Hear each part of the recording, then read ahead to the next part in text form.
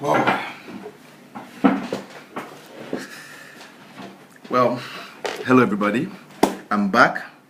My name is Eddie Watson again. I'm back with the part two of A Price.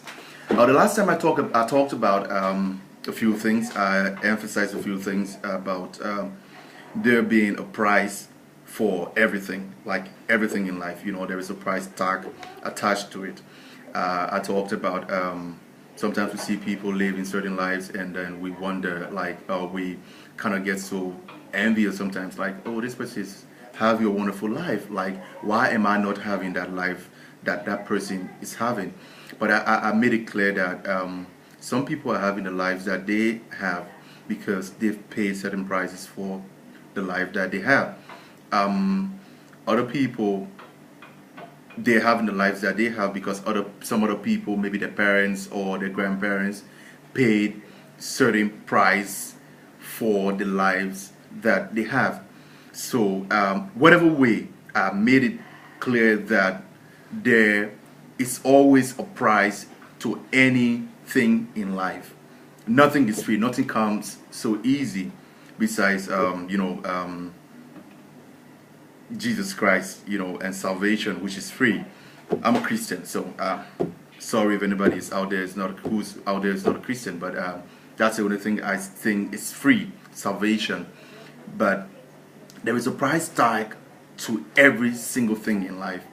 So sometimes, as I emphasized in the first part of A Price, you see some young people or children having wonderful lives because their parents have already paid the price. And sometimes we wonder, like, why our children are not having the lives that these other people are having. It's saddening, it's painful sometimes. But let's understand that the price has already been paid by somebody. So maybe your children are not having certain lives because people refuse to pay the price or pay a price for a better life. So it's up to you right now to work as hard as possible to be able to, better the future of your children. And your children too, they have to work as hard as possible to make their children very comfortable. So growing up, I always thought that, okay, I don't want to have certain lives. I look at my parents, I say, okay, I look at my mom because I grew up as the only boy for my mom. And then I was always concerned. My mom was okay. She was comfortable. She was working. But then I felt like, okay, she was living a mediocre life, and I think to a certain extent I felt that my mom was a bit comfortable. She was okay. We had a house, we were comfortable, I went to the best schools and everything, but I just felt like there was something more in life to what she had. So growing up, I always thought, okay, I want to do something bigger. I want to be a big businessman. That's what I always used to say to myself. I want to be a very big businessman. I want to do business. I want to have a lot of money and everything. But even in my journey of life, I'm still working and paying the price for that life that I envisioned when I was a young man.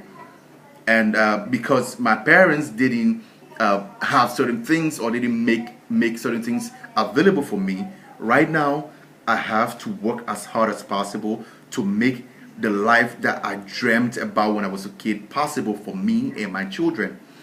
Okay, so if you want a certain kind of life, know that there is a price. And today I want to touch on this just about what happened the last time, what I talked about the last time.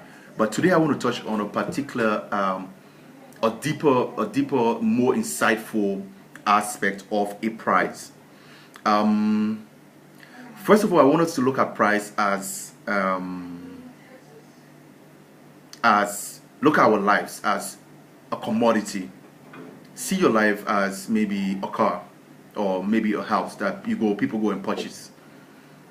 Know that every house and every car has a price tag. So the bigger your car, the more you pay for it. The bigger your house, the more you pay for it. That's how life is. If you want a bigger life, you have to pay a bigger price. Or if you are not paying a bigger price, know that maybe somebody has already paid a bigger price for you. So if you want to have a certain kind of life, don't think that things gonna fall into place by mistake.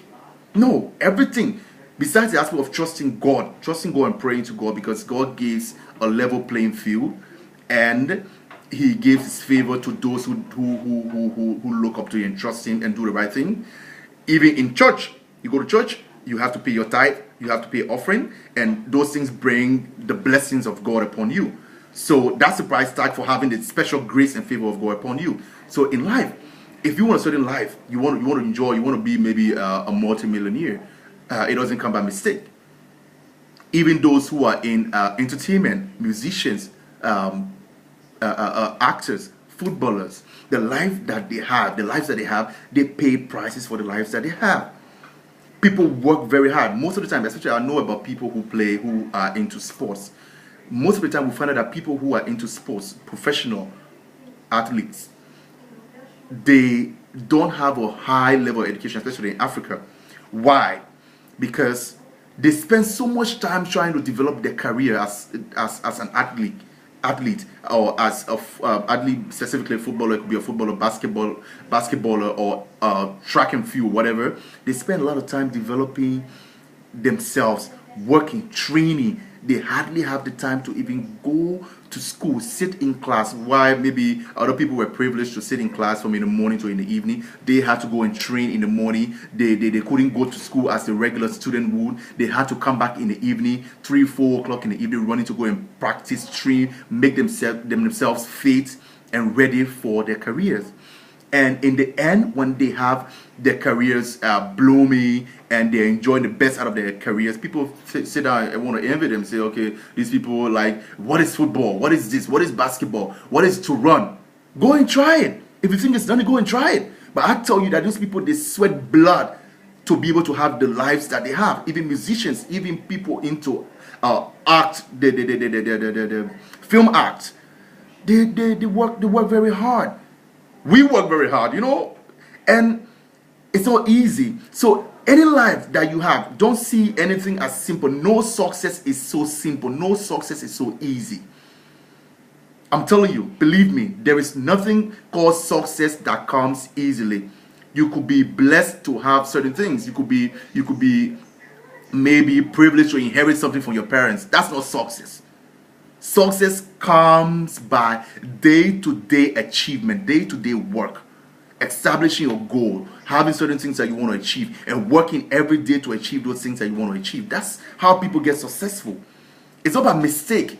You don't wake up in the morning and find yourself with $1 million and you feel that you are successful. No, you are not. It doesn't count for success.